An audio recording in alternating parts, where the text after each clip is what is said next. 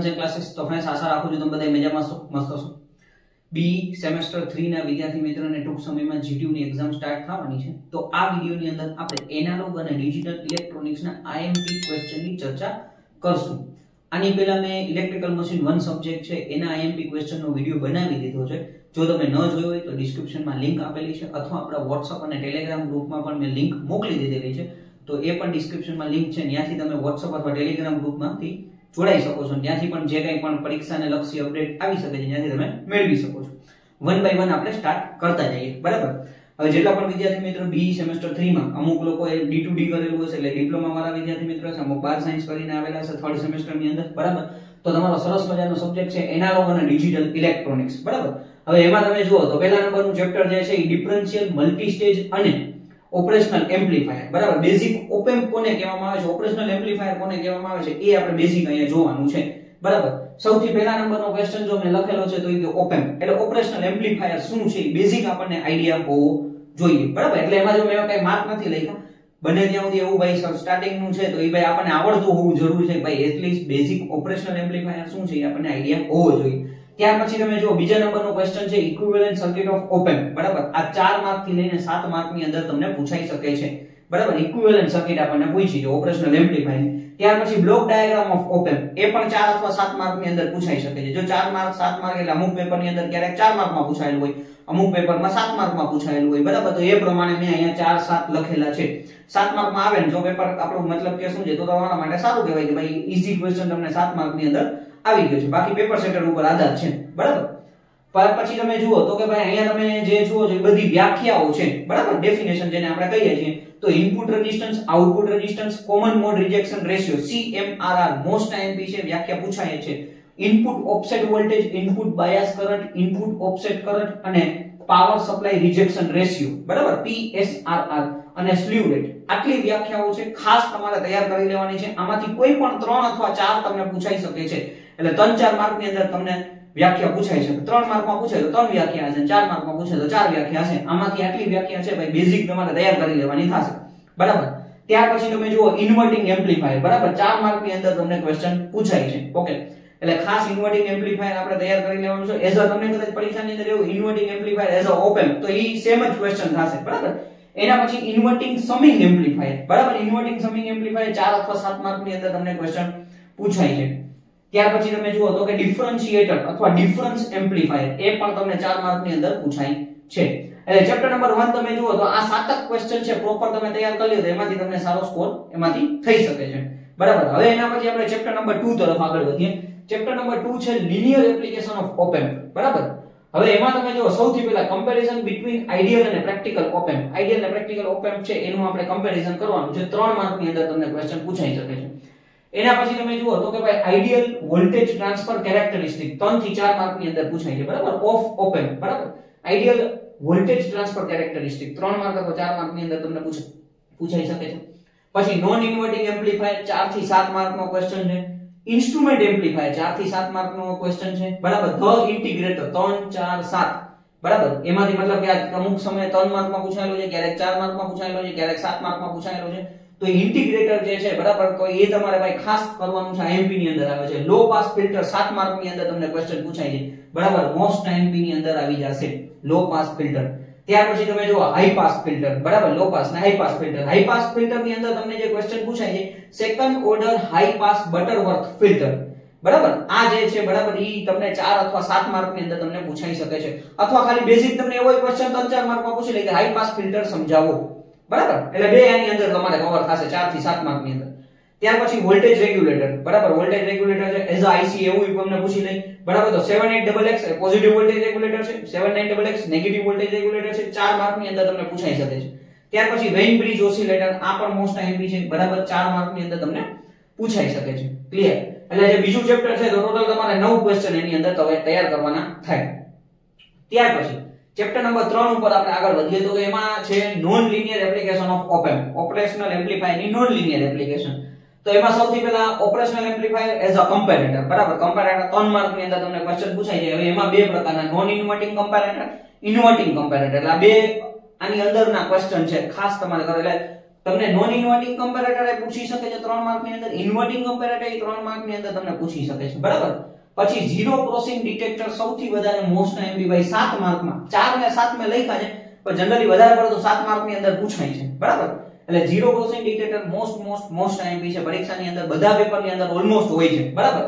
Smith trigger circuit અને regenerative comparator, એટલે Smith trigger circuit પૂછાઈ શકે છે અથવા ઓર એટલે ભાઈ એનું બીજું નામ રીજનરેટિવ કમ્પેરેટર છે, બરાબર. 4 માર્ક ની અંદર તમને ક્વેશ્ચન પૂછાય છે. સ્ક્વેર વેવ જનરેટર છે using op amp, square wave generator 7 mark ની અંદર પૂછાય છે. ટ્રાયેંગ્યુલર વેવ જનરેટર છે ઈ 4 માર્ક માં પૂછાય છે. ત્યાર પછી પ્રિસિઝન પીક રેક્ટિફાયર ઓર પીક ડિટેક્ટર, આ 4 થી 7 માર્ક ની અંદર તમને પૂછાય છે. એટલે તમે ચેપ્ટર નંબર 3 ની અંદર જો આ 6 ક્વેશ્ચન છે, બરાબર, ઈ 6 પ્રોપર તૈયાર કરીને જાશો તો તમને વાંધો નહીં આવે. અને એમાં તમે જો ઝીરો ક્રોસિંગ ડિટેક્ટર છે, બરાબર, એ બધા મોસ્ટ આઈએમપી છે. ત્યાર પછી સ્મિથ ટ્રિગર જે છે, બરાબર, એ તમે વ્યવસ્થિત રીતે કરીને જાશો તો તમને સારો એવો સ્કોર એમાંથી મતલબ થઈ જાય શકે એમ છે, બરાબર. હવે આ 3 ચેપ્ટર છે એની અંદર સૌથી વધારે મોસ્ટ આઈએમપી આપણે હું તમને કહી દઉં કે ભાઈ આ તો વાંચીને જ જવાનું છે. જો નંબર 1 કન્ડિશન છે પાસ થવા માટે તો બધું વાંચવું પડશે. જે હોશિયાર વિદ્યાર્થી મિત્રો એ તો બધું વાંચવાનું થશે. જે એવા વિદ્યાર્થી મિત્રો છે ભાઈ જે છેલ્લે તૈયારી કરતા હોય તો એમના માટે ખાસ કે ભાઈ હું જેટલું કહું છું બરાબર આ બધું વ્યવસ્થિત તૈયાર કરશો તો તમને વાંધો નહીં આવે, એટલે પાસ તો થઈ જ જશો. આપણે એટલીસ્ટ 23 માર્ક આવી જાય એટલે ઘણું, બરાબર.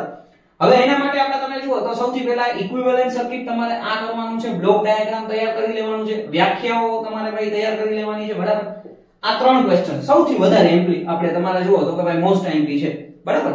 ત્યાર પછી આમાંથી તમને જે ઠીક લાગે એ પ્રમાણે તમે વાંચી શકો છો. ઇન્વર્ટિંગ છે, સમિંગ એમ્પ્લીફાયર છે, ડિફરન્સ એમ્પ્લીફાયર છે, ઓકે.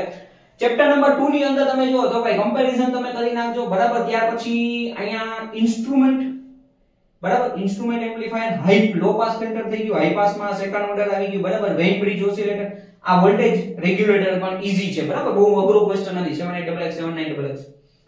ત્યાર પછી અહીંયા મેં તમને કીધું એ પ્રમાણે, બરાબર, ઝીરો ક્રોસિંગ સૌથી વધારે મોસ્ટ આઈએમપી છે. ત્યાર પછી સ્મિથ ટ્રિગર પેલો ક્વેશ્ચન એ વાંચવાનો છે, બરાબર, કારણ કે તો જ આગળ આવશે. સ્ક્વેર વેવ જનરેટર એ વધારે આઈએમપી છે, બરાબર.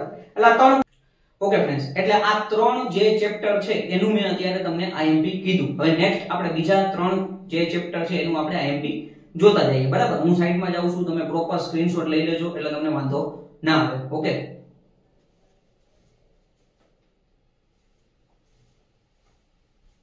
ઓકે ફ્રેન્ડ્સ, તો ડિજિટલ અને એનાલોગ ઇલેક્ટ્રોનિક્સ ના આપણે આગળ 3 ચેપ્ટર ના આઈએમપી જોયું. હવે બીજા 3 ચેપ્ટર ના આઈએમપી આપણે જોતા જઈએ.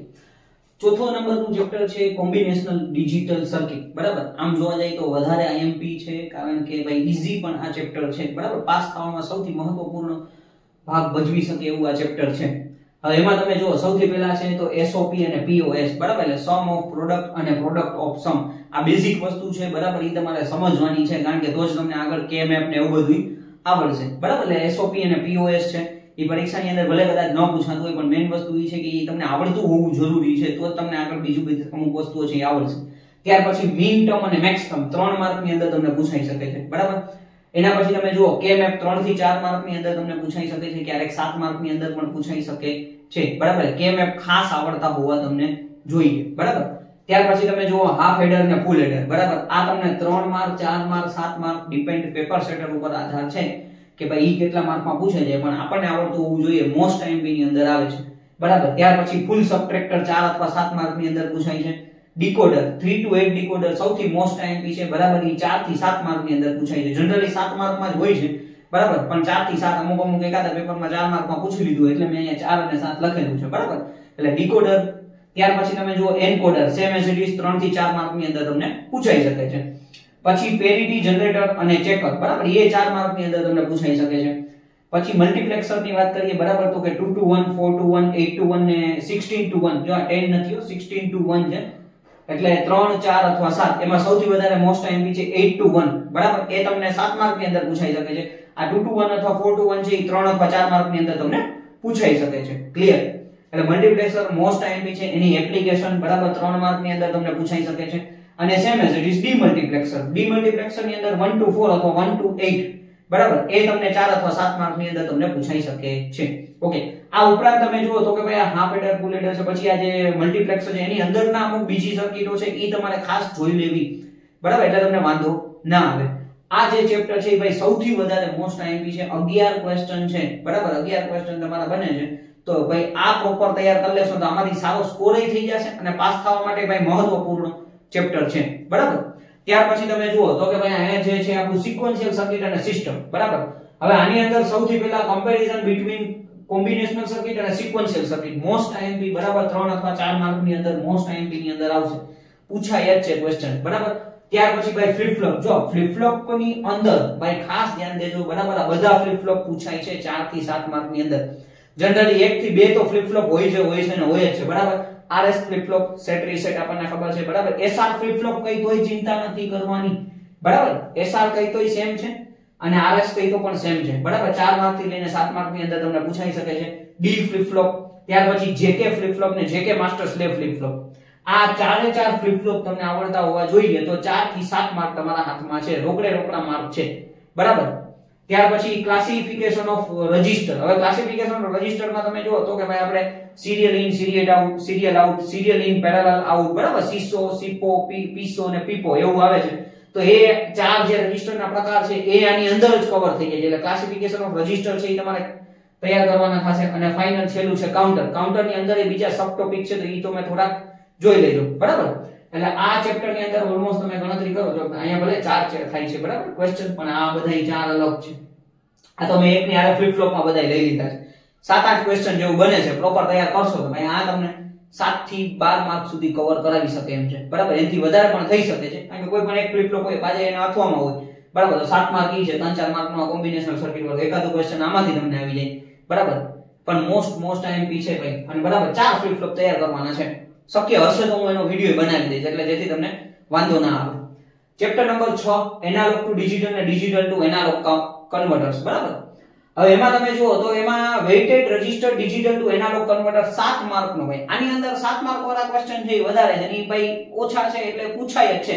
ઈ તૈયાર કરી લો તોય તમારે 7 થી 10 માર્ક જેટલું કવર થઈ જાય છે. પછી R2R લેડર નેટવર્ક, DAC, બરાબર, ડિજિટલ ટુ એનાલોગ કન્વર્ટર ભાઈ મોસ્ટ આઈએમપી 7 માર્ક માટે, બરાબર. R2R ladder network. ત્યાર પછી તમે જો વ્યાખ્યા છે resolution, linearity, accuracy, setting time, temperature sensitivity અને ઓફસેટ વોલ્ટેજ. આમાંથી કોઈ પણ 3 અથવા 4 વ્યાખ્યા તમને પૂછાઈ શકે છે, એટલે 3 થી 4 માર્ક નું કવર થાય અહીંથી, બરાબર. અને successive approximation method of ADC, analog to digital converter. આ મોસ્ટ આઈએમપી છે ભાઈ, 7 માર્ક ની અંદર તમને પૂછાય છે, બરાબર. એટલે આમ તમે જોવા જાવ તો 4 ક્વેશ્ચન છે, પણ બધાય આની અંદર છેલ્લું ચેપ્ટર છે, બરાબર, નાનું ચેપ્ટર છે, પણ 4 ક્વેશ્ચન પ્રોપર તૈયાર કરી લ્યો, 7 થી 10 માર્ક કવર થશે તમારે, બરાબર. હવે 1 બાય 1 પાછું મોસ્ટ આઈએમપી ક્વેશ્ચન હું તમને કહેતો છું. જો આની અંદર તો છે ને ભાઈ બધુંય તમારે કરવાનું છે, બરાબર. ચેપ્ટર નંબર 4 ની અંદર તો ભાઈ ઓલમોસ્ટ તમને બધું આવડતું જ હોવું જોઈએ, એટલે તો ભાઈ તમારા માર્ક ત્યાંથી કવર થઈ જાય. 3 to 8 ડીકોડર, તોય તમને એમ થાય કે ભાઈ હાફ એડર, ફૂલ એડર, ખાસ 3 to 8 ડીકોડર, બરાબર. ત્યાર પછી મલ્ટીપ્લેક્સર ની અંદર આપણી ભાઈ 8 to 1 બીજા કોઈ તમને પૂછાઈ શકે છે, બરાબર. મલ્ટીપ્લેક્સર આવડતું હોવું જોઈએ, એમાં કઈ અઘરું નથી. ખાલી મલ્ટીપ્લેક્સર આવી જાય તો એ તમારે ખાલી શું છે, ડાયાગ્રામ ઉપર જ આખું જે ટેબલ ને બધું બને છે, બરાબર. એટલે મલ્ટીપ્લેક્સર છે, ત્યાર પછી એપ્લિકેશન છે, આ બધાય વધારે મોસ્ટ આઈએમપી છે, એટલે આ પૂછવાની શક્યતા વધારે છે, ઈ તૈયાર કરી નાખવાના, બરાબર. ત્યાર પછી આની અંદર તમે જુઓ તો કે ભાઈ બધાય ફ્લિપ ફ્લોપ આવડતા હોવા જોઈએ. સર્કિટ ની આપણી જે છે કમ્પેરિઝન એ આવડતી હોવી જોઈએ. ફ્લિપ ફ્લોપ બધાય તૈયાર કરી લો, એટલે તમારે ભાઈ 7 થી 10 માર્ક એમનેમ રોકડા થઈ ગયા. આની અંદર તો ભાઈ 3 જ ક્વેશ્ચન છે, બરાબર. જનરલી 7-7 માર્ક વાળા 3 છે, અને બીજી એક વ્યાખ્યા છે, એટલે ઈ 4 તૈયાર કરી લેવાના. બાકી એમાં R2R છે સૌથી વધારે મોસ્ટ આઈએમપી છે. આની અંદર આપણે એનાલોગ ટુ ડિજિટલ ની અંદર સક્સેસિવ એપ્રોક્સિમેશન, બરાબર. એટલે આટલા ક્વેશ્ચન છે, પ્રોપર તમે જો તૈયાર કરીને જાશો તો તમને વાંધો નહીં આવે, બરાબર. તમારી પાસે ભાઈ મેઈન વસ્તુ છે ભાઈ બુક હોવી જરૂરી છે. બુક લઈ અને વાંચો. ઘણા બધા વિદ્યાર્થી મિત્રો મને મેસેજ કરે છે PDF મોકલો. ભાઈ PDF માંથી ને એમાંથી વાંચવું અઘરું છે. તમારી પાસે બુક હશે એટલીસ્ટ ક્યાંક કોઈ ભાઈબંધ પાસેથી લઈને ઝેરોક્સ કરાવી લો, બરાબર.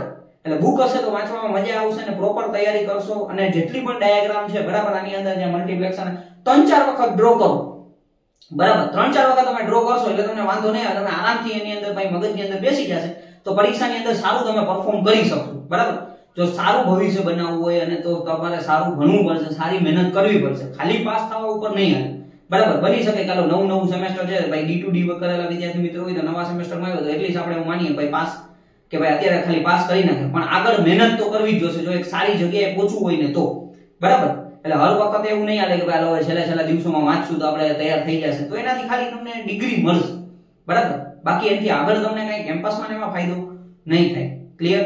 એટલે પ્રોપર તૈયાર કરવાનું છે, વ્યવસ્થિત રીતે વાંચવાનું છે, અને જેટલી પણ ડાયાગ્રામો છે એ ડાયાગ્રામો 2-3-4 વખત તમને મગજમાં બેસે ત્યાં સુધી ડ્રો કરો, બરાબર. બાકી કઈ પણ ક્વેશ્ચન હોય તમે કમેન્ટ કરી શકો છો, પર્સનલમાં મેસેજ કરી શકો છો, WhatsApp ગ્રુપમાં ખાસ જોડાઈ જજો જેથી આવનારા બીજા સબ્જેક્ટના જે કંઈ પણ વિડિયો મટીરીયલ્સ છે એ બધું તમને મળતું રહે. સ્ક્રીનશોટનો સમય તમને આપું છું. Thank you friends.